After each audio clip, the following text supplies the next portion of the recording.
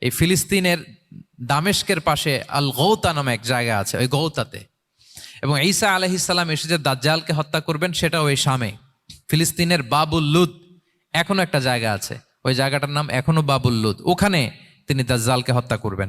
এবং সেখানে একটা সাদা মিনারা আছে, ফেরেশতার পাখায় ভর করে ঈসা আলাইহিস সালাম তখন সেখানে নেমে আসবেন।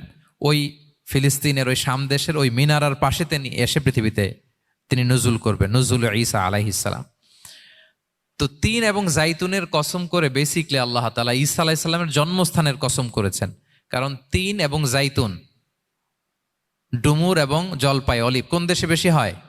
শাম দেশে। আওয়াজ করে বলেন কোন দেশে? বর্তমান ফিলিস্তিন এবং সিরিয়া, এবং ওই ভূখণ্ডে আল্লাহ নবী ঈসা আলাইহিস সালামের জন্মস্থান। তাহলে এই দুই ফলের কসম করে বেসিকলি আল্লাহ তাআলা ঈসা আলাইহিস সালামের জন্মস্থানের কসম করেছেন। ওনার প্রতি নাজিল হওয়া যে